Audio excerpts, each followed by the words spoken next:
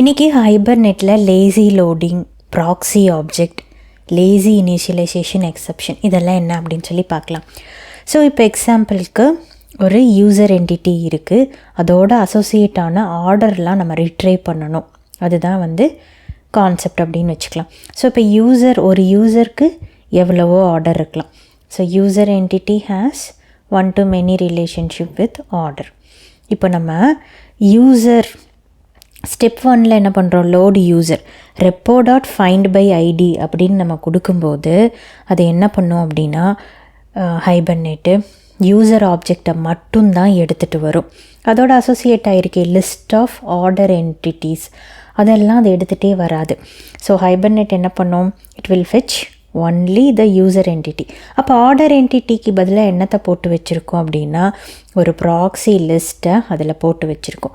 இப்போ நம்ம user.getOrders அப்படின்னு அந்த ஆர்டரில் இருக்கிற எதனா ஒரு எலமெண்ட்டை நம்ம எடுக்க ட்ரை பண்ணால் மட்டும்தான் என்ன வரும், ஆக்சுவல் டேட்டா பேஸை போய் ஹிட் பண்ணி அது அந்த யூசரோட அசோசியேட் இருக்கிற ஆர்டர்ஸ் எல்லாம் ஃபெச் பண்ண ட்ரை பண்ணும். இதுதான் லேசி லோடிங். அதாவது இப்போதைக்கும் நமக்கு தான் ஆர்டர் தேவையில்லையே, அதனால் அந்த ஆர்டரை ஃபெச் பண்ணாமல் வச்சுருக்கிறது தான் லேசி லோடிங். எல்லாம் நல்லா தானே இருக்குது, அப்புறம் என்ன பிரச்சனை அப்படின்னு பார்த்தா இப்போ லேசி இனிஷியேஷன் எக்ஸப்ஷன் அப்படின்னு ஒன்று இருக்குது.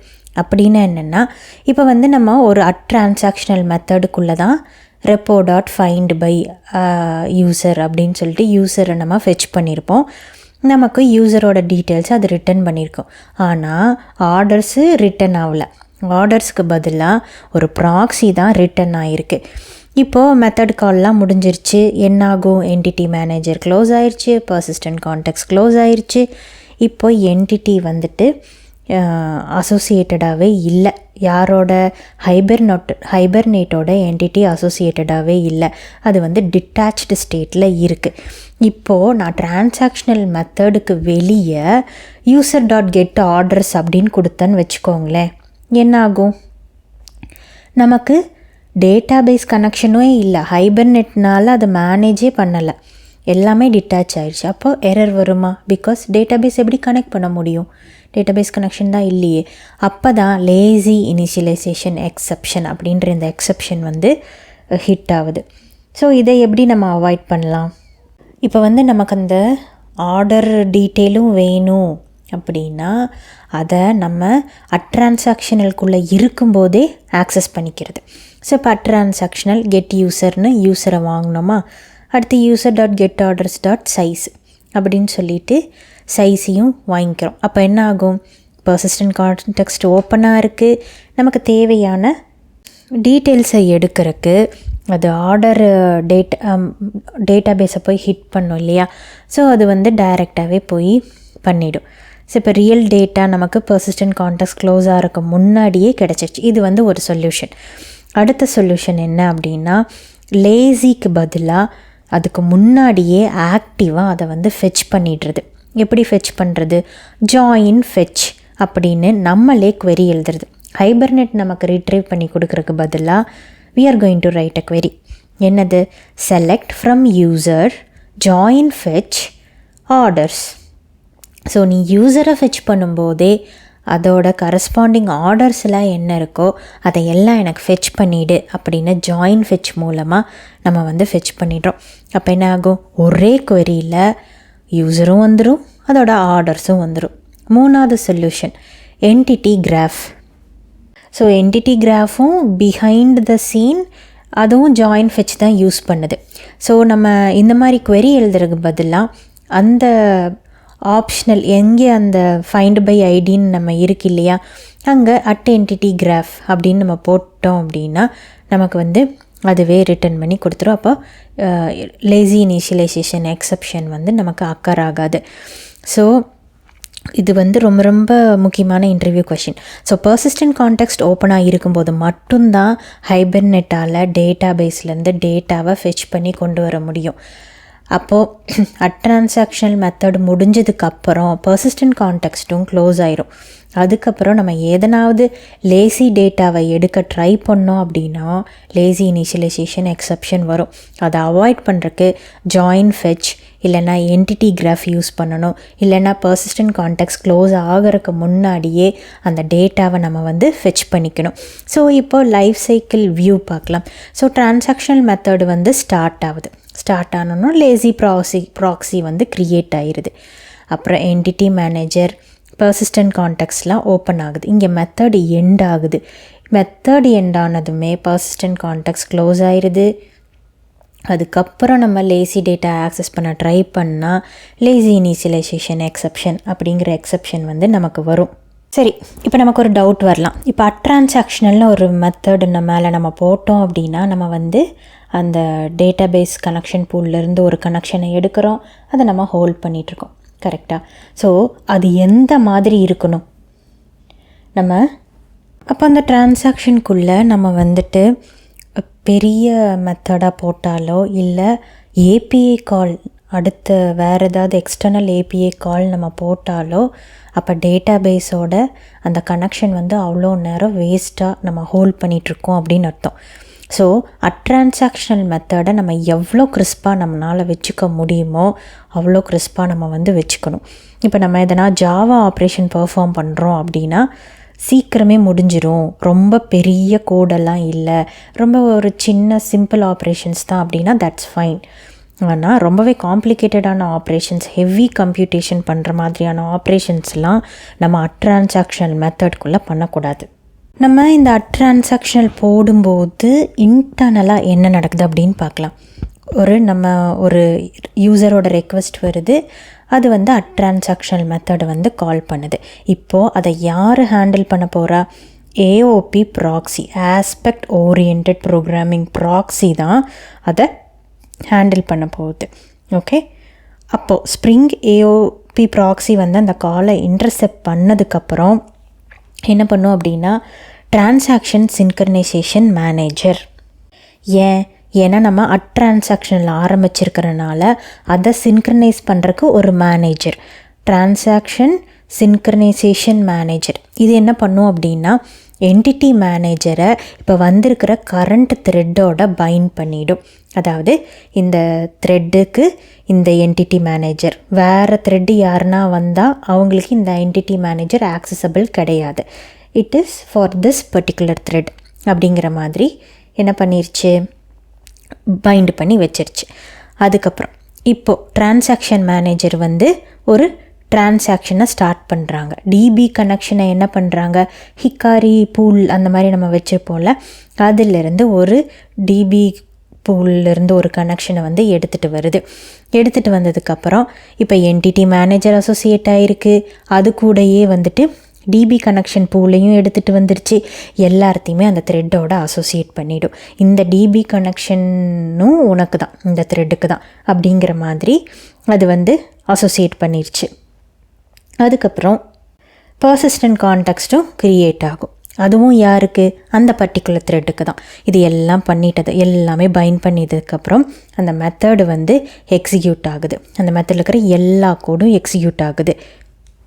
இப்போது இந்த இடத்துல நம்ம எக்ஸ்டர்னலாக ஒரு ஏபிஐ கால் போட்டோம்னா எல்லாரும் அதுக்காக வெயிட் பண்ணிகிட்ருப்பாங்க. அந்த ஏபிஐ ரெஸ்பான்ஸுக்காக everybody will be waiting. Everybody in the sense right, DB connection wait பண்ணிட்டுருக்கோம், என்டிட்டி மேனேஜர் வெயிட் பண்ணிட்டுருக்கோம், பர்சிஸ்டன்ட் கான்டெக்ஸ்ட், இந்த எல்லா ரிசோர்ஸையும் வச்சுட்டு நம்ம உட்காந்துக்கிட்டு இருப்போம். அடுத்ததாக நம்ம எல்லா ஸ்டேட்மெண்ட்டும் எக்ஸிக்யூட் பண்ணி முடிச்சதுக்கப்புறம் எதனா எக்ஸப்ஷன் வந்ததுன்னா ரோல் பேக்கு, எந்த எரரும் வரல அப்படின்னா கமிட். இதெல்லாம் முடிஞ்சதுக்கப்புறம் என்டிட்டி மேனேஜர் என்ன பண்ணும், இப்போ தான் கனெக்ஷனை ரிலீஸ் பண்ணணும் பேக் டு த பூல். அது வரையும் அந்த டேட்டாபேஸ் கனெக்ஷனை வச்சுக்கிட்டே இருக்கும். ஸோ இதில் ஒரு எக்ஸ்டர்னல் ஏபிஐ கால் இருந்தால் எப்படி இருக்கும் அப்படின்னு பார்த்தலாம். டிபி கனெக்ஷன் ஓப்பன் ஆயிடுச்சா, நம்ம கனெக்ஷன் யூஸில் இருக்கா. இப்போ எக்ஸ்டர்னல் ஏபிஐ கால் ஆகிருக்கும்போது அது எவ்வளோ நேரம் எடுத்தாலும் சரி, அவ்வளோ நேரமும் நம்ம என்ன பண்ணிக்கிட்டு இருக்கோம், அந்த டிபி கனெக்ஷனை நம்ம ஹோல்ட் பண்ணி வச்சுக்கிட்டே இருக்கோம். கனெக்ஷன் யூஸில் இருந்துக்கிட்டே இருக்குது. எல்லாம் முடிஞ்சதுக்கு அப்புறம்தான் நம்ம அந்த கனெக்ஷன் என்ன பண்ணுறோம், ரிலீஸ் பண்ணுறோம். இப்போது அந்த கனெக்ஷன் பூலில், டிபி கனெக்ஷன் பூலில் இனி கனெக்ஷன்ஸே இல்லை அப்படின்னா கனெக்ஷன் டைம் அவுட் அந்த மாதிரி எரர் வரும். நம்ம ஏற்கனவே பார்த்த மாதிரி தான். இப்போது டிரான்சாக்ஷனல் வேஸ்ட் பண்ணாமல், டிபி கனெக்ஷனை வேஸ்ட் பண்ணாமல் இருக்கணும்னா டிரான்சாக்ஷனலோட பவுண்ட்ரியை சின்னதாக, எவ்வளோ சின்னதாக முடியுமோ, எவ்வளோ கிறிஸ்பாக முடியுமோ அந்தளவு நம்ம வச்சுக்கணும். அடுத்து read only equal to true for read ஆப்ரேஷன்ஸ்க்கு இப்படி நம்ம பண்ணிட்டோம் அப்படின்னா,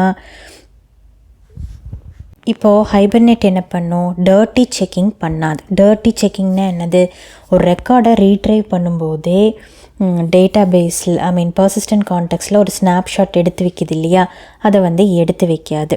அப்போ எடுத்து வைக்காமல் இருக்கிறனால அங்கே மெமரி சேவ் ஆகுது. அன்னெசரி ஃப்ளஷ் பண்ணுறதுக்கு முன்னாடி ஃப்ளஷ் பண்ணுவோம் இல்லையா, ஃப்ளஷ் பண்ணுறதுன்னா என்ன, டர்ட்டி செக்கிங் எதனா மாறி இருக்கா அதெல்லாம் செக் பண்ணுமா, அது எந்த வேலையும் கிடையாது. So read only at transactional, read only true அப்படின்னு போட்டோன்னா இந்த 2 ஓவர் ஹெட்ஸும் நமக்கு கிடையாது. சில database like PostgreSQL, MySQL இதெல்லாம் என்ன பண்ணோம் அப்படின்னா, ரீட் ரெப்ளிகாவுக்கு நம்ம ஒரு டேட்டாபேஸ் வச்சுருந்தோம் அப்படின்னா ரீட் ஒன்லின்னு கொடுக்கும்போது அந்த டேட்டாபேஸ்க்கு டைவர்ட் பண்ணி விட்டுரும். அப்போ மெயின் டேட்டாபேஸ் அப்டேட் இதை மட்டும் பார்த்துக்கிட்டு ஓவர் ஹெட் இல்லாமல் இருக்கும். ஸோ இது ஒரு ஆப்ஷன். அடுத்து இன்னொரு ஆப்ஷன் என்ன அப்படின்னா, spring 2.3 spring.jpa.openinview equal to falls இப்படி கொடுத்துட்டா என்னாகும் அப்படின்னா, கனெக்ஷன் சர்வீஸ் மெத்தட் எக்ஸிக்யூஷனில் கால் ஆகும். ஆனால் கண்ட்ரோலர் லேயரில் அந்த கனெக்ஷன் ஹெல்டாக இருக்காது. ஸோ என்ன ஆகிடும், நமக்கு இந்த சர்வீஸ் லேயர்லேயே இந்த கனெக்ஷன் நமக்கு க்ளோஸ் ஆகிடும். இப்போ நம்ம அப்ளிகேஷன் ப்ராப்பர்ட்டிஸில் இந்த மாதிரி ஓப்பன் இன் வியூ ஃபால்ஸ் அப்படின்னு கொடுத்தாதான் என்ன ஆகும்னா, டிரான்சாக்ஷனல் மெத்தட் முடிஞ்சதுமே டிபி கனெக்ஷன் பூலுக்கு ரிலீஸ் ஆகும். அப்படி நம்ம எக்ஸ்பிளிசிட்டாக ஃபால்ஸ்ன்னு மென்ஷன் பண்ணலைன்னா ஏபிஐ ரெஸ்பான்ஸ் யூஐக்கு போய் சேர்ற வர அந்த டேட்டாபேஸோட கனெக்ஷன் ஓப்பனாக தான் இருக்கும். ஸோ இப்போ நம்ம ரியல் டைம் ப்ராஜெக்ட்லலாம் அந்த மாதிரி நம்ம யூஸ் பண்ணவே இல்லை. ஓப்பன் இன் வியூ அப்படின்னு இதுவரை நம்ம ஒர்க் பண்ண ப்ராஜெக்ட்லலாம் நம்ம யூஸ் பண்ணவே இல்லை. ஏன் அப்படின்னா, மேபி அந்த மைக்ரோ சர்வீஸ் எடுத்துக்கிற டைம் ரொம்ப கம்மியாக இருக்கலாம். இன்கேஸ் எதனா நம்ம ஆக்சஸ் பண்ண ட்ரை பண்ணுறோம், லேசி ஐட்டம்ஸ் நம்ம அந்த டிரான்சாக்ஷனல் மெத்தட் தாண்டி கண்ட்ரோலர் லேயர்லேயோ இல்லை வேறு லேயர்லேயோ நம்ம ஆக்சஸ் பண்ண ட்ரை பண்ணுறோம் அப்படின்னா லேசி இனிஷியலைசேஷன் எக்ஸப்ஷன் நடக்கும். ஸோ அதை அவாய்ட் பண்ணுறதுக்காக கூட நம்ம அவ்வளோ நேரம் டிபி கனெக்ஷனை ஹோல்ட் பண்ணி வச்சுருக்கலாம். ஸோ இப்போ ரீட் ஒன்லி ஈக்குவல் டு ட்ரூன்னு கொடுத்துட்டா இந்த டிபி கனெக்ஷன் ஹோல்டு பண்ணாமல் ரிலீஸ் ஆகுமானா கிடையாது. டிபி கனெக்ஷன் ரீட் ஒன்லின்னு கொடுத்தா அதோட யூஸ் என்னது, ஜஸ்ட்டு டர்ட்டி செக்கிங் நடக்காது, ஃப்ளஷ் ஆப்ரேஷன் நடக்காது. ஃப்ளஷ் பண்ணும்போது அந்த செக்ஸ் நடக்காது. ஃப்ளஷ் ஆப்ரேஷன் நடக்கும், பட் அந்த ஃப்ளஷோட ஸ்டெப்ஸ் நடக்காது. ஸோ இதுதான் சேஞ்சோ தவிர மற்றபடி வேறு எந்த சேஞ்சும் கிடையாது ரீட் ஒன்லி கொடுக்கறது மூலமாக. ஸோ எக்ஸ்பிளிசிட்டாக நம்ம ஸ்ப்ரிங் பூட் 2.3 இந்த மாதிரி ஒரு ஆப்ஷன் இருக்குது. ஸோ மென்ஷன் பண்ணிட்டோன்னா டிபி கனெக்ஷன் ரிலீஸ் ஆகிடும். இப்போது பிஎஸ்விசி எல்லாம் பார்த்தோம் அப்படின்னா ப்ரொடக்ஷன்லையே டிபி கனெக்ஷன் ஒரு 50 பூல் சைஸ் வச்சுருக்காங்க. ஸோ அந்த 50 ரன் அவுட் ஆகலை, ஓகேவா. ஸோ அந்த 50 ஆக்டிவாக யூஸ் பண்ணிக்கிட்டு இருக்காங்க. கனெக்ஷனும் ஓப்பனாக தான் இருக்குது, ஏன்னா எக்ஸ்பிளிசிட்டாக ஃபால்ஸ்ன்னு மென்ஷன் பண்ணல. ஸோ கனெக்ஷன் திரும்ப ஏபிஐ ரெஸ்பான்ஸ் போகிற வரைக்கும் டிபி கனெக்ஷன் ஓப்பனாக தான் இருக்குது, பட் தென் பூல் எக்ஸாஸ்ட் ஆகலை. ஸோ இப்போ நார்மல் சினரியோ பார்க்கலாம். இம்பேக்ட் என்ன நடக்குது, கனெக்ஷன்ஸ் ரொம்ப நேரம் லாக்காக இருக்கனால ஹிக்காரி பூல் எக்ஸாஸ்ட் ஆகிறதுக்கான வாய்ப்பு ரொம்பவே அதிகமாக இருக்குது இல்லையா. ஸோ நியூ ரெக்வெஸ்ட்லாம் வரும்போது கனெக்ஷனுக்காக காத்துட்ருக்கணும். கொஞ்சம் நேரம் கனெக்ஷனுக்காக காத்துட்ருந்தா அப்புறம் கனெக்ஷன் டைம் அவுட் எக்ஸப்ஷன்லாம் அடிக்கும். அப்ளிகேஷன் ஸ்லோவாகும், அன்ரெஸ்பான்சிவ் ஆகும். ஸோ நல்லா நோட் பண்ணிக்கலாம். டிபி பூலில் கனெக்ஷன் அவைலபிளாக இல்லை அப்படின்னா அப்ளிகேஷன் ஸ்லோவாகும், அன்ரெஸ்பான்சிவ் ஆகும். ஸோ டிரான்சாக்ஷனல் டிபி கனெக்ஷனை பிகினிங்கில் ஓப்பன் பண்ணும் and holes until the method completes. நான் டிபி ஆப்ரேஷன் இன்சைட் டிரான்சாக்ஷன் நம்ம போட்டோம்னா it will waste the connection and it will hurt the performance. ஒரு டிரான்சாக்ஷனை சின்னதாக ஃபோக்கஸ்டாக டிபி ஒர்க்குக்கு மட்டும் வச்சுக்கணும். ரீட் ஒன்லி ட்ரூ கொடுத்தோம் அப்படின்னா அது நான் ரீட் ஆப்ரேஷன் மட்டும்தான் பண்ண போகிறேன், நான் எந்த விதமான ஒரு எடிட் ஆப்ரேஷனும் பெர்ஃபார்ம் பண்ண போகிறதில்ல, அதனால் நீ டர்ட்டி செக்கிங் பண்ண வேண்டாம், நீ ஸ்னாப்ஷாட் எடுக்க வேண்டாம் அப்படின்னு நம்ம சொல்கிறோம். Disable open in view. இந்த ஓப்பன் இன் வியூ கொடுத்தோம் அப்படின்னா connection will be released early. அதாவது டிரான்சாக்ஷன் மெத்தட் முடிஞ்சதுமே கனெக்ஷன் வில் கெட் ரிலீஸ்டு. அடுத்ததாக நம்ம வந்து n+1 query ப்ராப்ளம் அப்படின்னா என்னென்னு பார்க்கலாம். ஸோ சேம் தான், லைக் இப்போ யூசருக்கு ஆர்டர் இருக்குது, ஒரு யூசருக்கு 10 ஆர்டர் இருக்குதுன்னு வச்சுப்போமே. இப்போ ஒரு யூசரை ரிட்ரைவ் பண்ணுறக்கு எவ்வளோ query ரன் ஆகும்? ஒரே query தான் ரன் ஆகும். இப்போ நான் ஆர்டரை லேசியில் கொடுத்துருக்கேன், அப்போது 10 ஆர்டர் இருந்துச்சுன்னா எனக்கு 10 ஆர்டர் ரிட்ரைவ் பண்ணுறக்கு எவ்வளோ query வேணும்? 10 query வேணும். அப்போ ஏற்கனவே ஒரு query இருக்குது ப்ளஸ் எவ்வளோ நம்பர் ஆஃப் ஆர்டர்ஸோ அவ்வளோ நம்பர் ஆஃப் queries வந்து எக்ஸிக்யூட் ஆகும். ஸோ 1 + n என்னை பொறுத்தவரையும், பட் n+1 ஓகே. ஸோ இந்த மாதிரி ஒரு queryக்கு பதிலாக you have an associated entity, அதனால் வந்துட்டு you're keep on repeating the query, you're keep on executing the query. எவ்வளோ என்டிட்டிஸ் அசோசியேட் ஆகிட்ருக்கோ அந்தளவு you're keep on executing the queries. So இதுக்கு சொல்யூஷன் என்ன? நம்ம ஏற்கனவே ஒன்று பார்த்துருக்கோம், என்னது? ஜாயின் ஃபெச் அப்படின்னு ஒன்று பார்த்தோம். ஓகே, இப்போ ஜாயின் ஃபெச் இல்லாட்டி என்ன நடக்கும்? Get user. ஓகே, எல்லா யூசரையும் வாங்குகிறோம், user repository dot find all அப்படின்னு கொடுக்கும்போது நமக்கு என்ன கிடைக்கும்? It will return 10 users. அப்போது அந்த 10 யூசர்ஸை நான் என்ன பண்ணுறேன்? ஓகே, இந்த யூசரோட லேசி லோடிங்கில் இந்த யூசரோட ஆர்டர்ஸும் எனக்கு வேணும் அப்படின்னு நான் கொடுக்குறேன். அப்போ ஒரு யூஸருக்கும் select star from order where user ID equal to this, select star from இது அப்படின்னு சொல்லி என்ன ஆகிட்ருக்கும்? போய்கிட்டே இருக்கும்.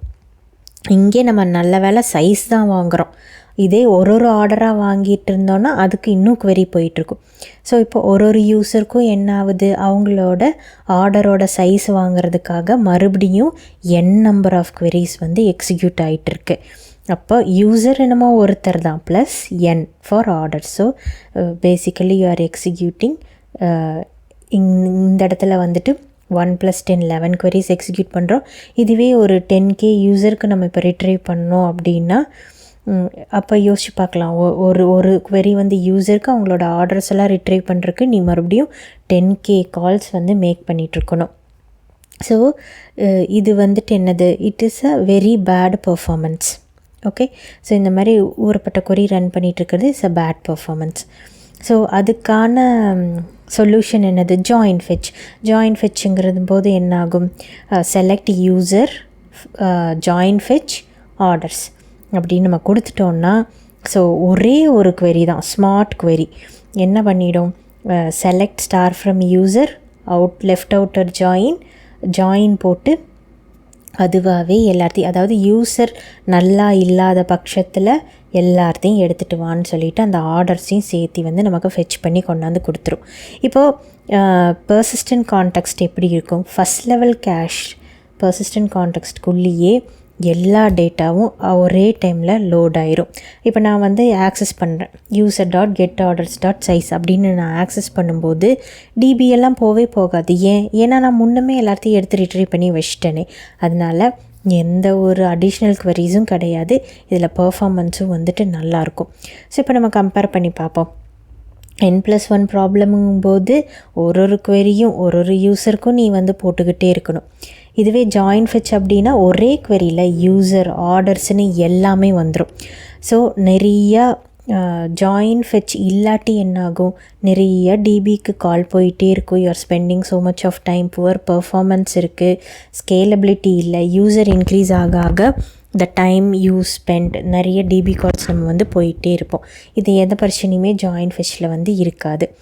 ஸோ n+1 queryங்கிறது வந்துட்டு லேசி லோடிங்கை நம்ம லூப்பில் எக்ஸிக்யூட் பண்ணும்போது நமக்கு இந்த இஷ்யூ வரும்.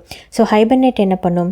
ஒரு query தான், ஒரு என்டிட்டிக்கு ஒரு query தான் வந்து அது பாட்டுக்கு ட்ரிகர் பண்ணி நமக்கு வந்து டேட்டாவை ரிட்ரைவ் பண்ணி கொடுத்துக்கிட்டு இருக்கும். இது நம்ம ஜாயின் ஃபெச் அப்படின்னு போட்டோம் அப்படின்னா அந்த ப்ராப்ளம் சால்வ் ஆகிடும். ஒரே டைமில் எல்லாமே எக்ஸிக்யூட் பண்ணி பர்சிஸ்டன்ட் கான்டெக்ஸ்டில் வந்து போட்டும் வச்சிரும். சரி, 1 to manyயில் தான் இந்த n+1 ப்ராப்ளம் இருக்கா அப்படின்னா கிடையாது. many to 1லேயும் இந்த n+1 ப்ராப்ளம் இருக்குது. many to 1ல் எப்படி n+1 ப்ராப்ளம் வர முடியும்? அதுதான் ஈகர் ஆச்சே, ரைட்டா? இப்போ நான் ஆர்டர்ஸ் ஃபெச் பண்ணும்போது ஈகராகவே it will automatically fetch users for me, right? So இப்போ நான் என்ன கொடுக்குறேன் queryயில், order repository dot find all, எல்லா ஆர்டரையும் எனக்கு வந்து ரிட்ரைவ் பண்ணி கொடு அப்படின்னு நான் கொடுக்குறேன். அப்போது